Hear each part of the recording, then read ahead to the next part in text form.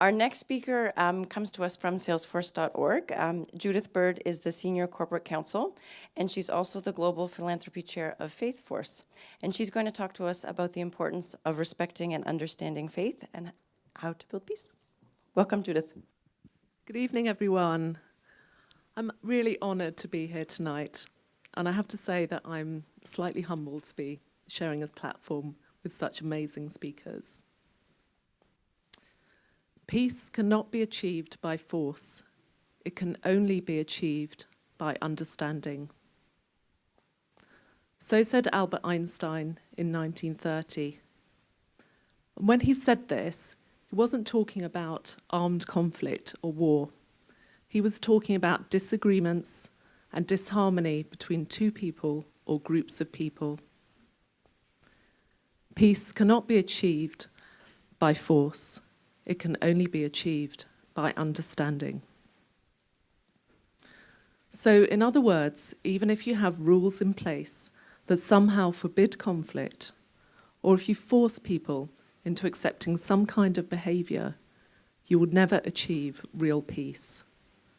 Only true understanding can lead to real peace. Or put another way, if the world only understood you, you would be at peace with the world, and the world would be at peace with you. So what do I mean when I ask for peace in the world? To me, I'm asking for a world where we respect and understand one another, and particularly in relation to one another's faiths, religions, and fundamental beliefs. Now, I'm not saying that we need to agree all the time. That would clearly be unrealistic, not to say somewhat boring. But what I am saying is that you need to respect and understand each other, and only in so doing can you create a peaceful world. Now, I know that this sounds simplistic, but to me, it's really true. Now, I'm not talking today, obviously, about peace, meaning the opposite of war. I have never had to experience war, and the only experience I've had of war has been seeing it through the safety of a TV screen. And as I said earlier, I'm extremely honoured and humbled to be sharing the stage with people who have sadly had to experience war up close and personal. So I can't talk to you about that kind of peace. But what I can talk to you about tonight is my own kind of peace, my own inner peace, what peace means to me, and also about how I really truly feel that in developing understanding, we can lead to world peace. So a little bit about my background. So I was brought up as a Christian.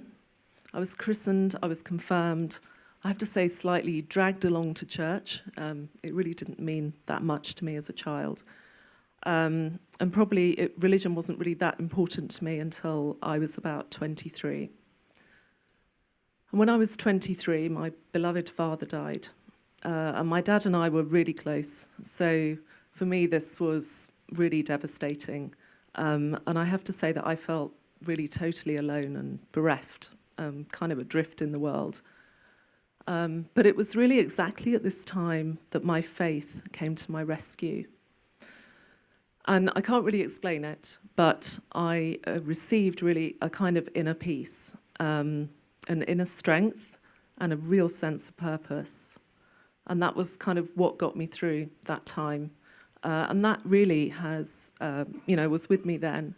And it's always been with me, and it's with me today. I have to say that my faith and my inner peace, though, has not only been there in the saddest of times, it's also been there in quite possibly the happiest times of my life as well, such as the birth of my beautiful daughter, my marriage to my husband. But essentially, my faith is who I am. It's right at my very core. However, I do have to say that to me, the details of my Christianity are actually not that important.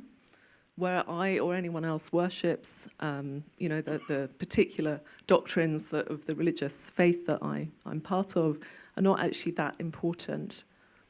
To me, inner peace is a way of life, and it's not a religious doctrine.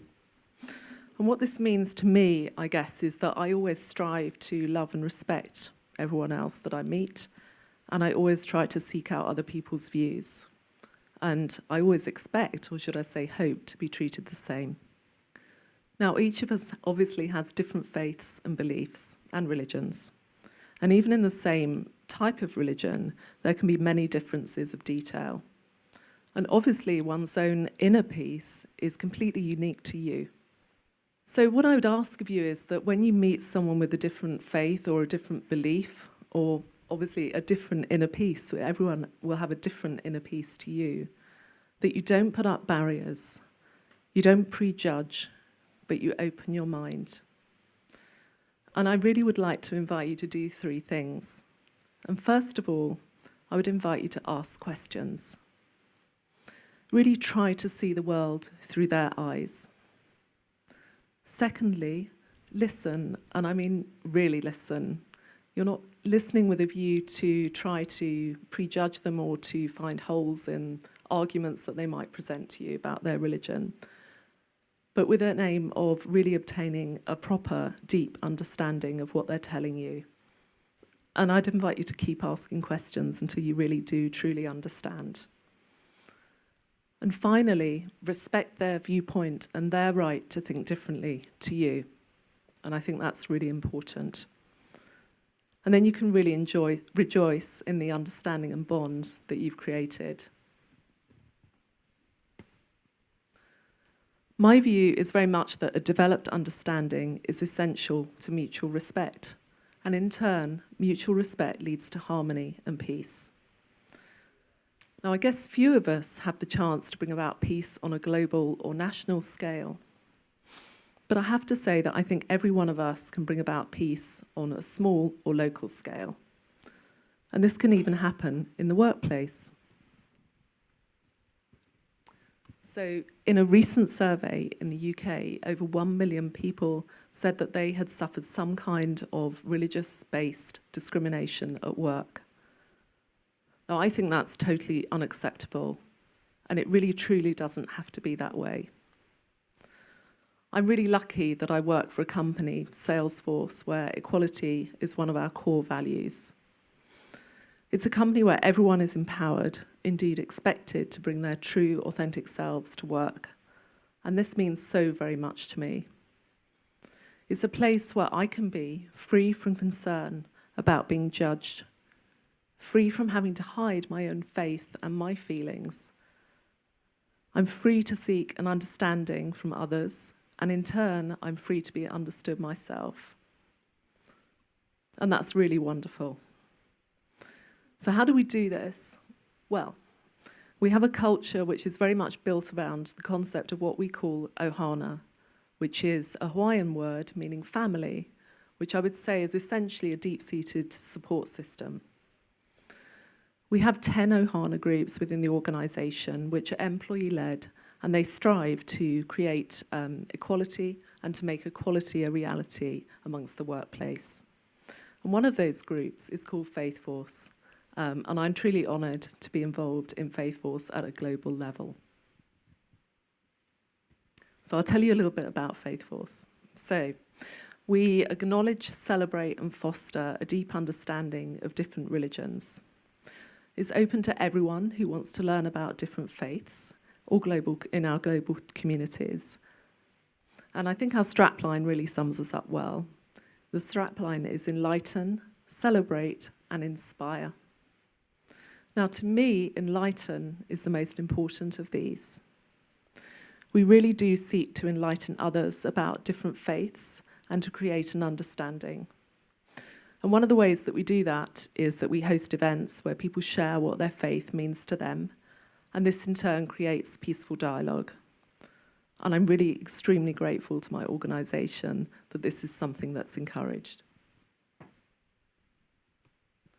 Now, I did say earlier that few of us can really influence peace on a global scale or even a national scale. But, maybe that's not true. I do think that by each of us influencing peace in our local world, that maybe even the wider world can become a better place. The journey to peace following wars must inevitably begin with a simple handshake and a willingness to understand the other side's perspective. Therefore, always ask questions and listen, don't judge. Try to understand different faiths. Create an environment of tolerance and harmony at work or at home or wherever you are. Secondly, encourage organisations to promote equality and create environments where we can each be our true, authentic selves. And spread the word, understanding is key, not just tolerance. Now, to me, this is I know a simple model, but it's really exciting. I do truly believe that if just one person seeks to learn about another person's faith and develops a true understanding, this in turn can inspire others. Now, they in turn can spread the word to their friends and family, who in turn can do the same. Groups can come together, and businesses can get on board supporting this with resources. Maybe even one day, politicians and world leaders will advocate the same approach. And little by little, step by step, we can each develop an understanding and tolerance, and in small steps, move towards great peace. Einstein was not a world leader or a statesman, but of course he was a man with a brilliant mind. Peace cannot be achieved by force. It can only be achieved by understanding. And whatever type of peace we're talking about, I for one agree.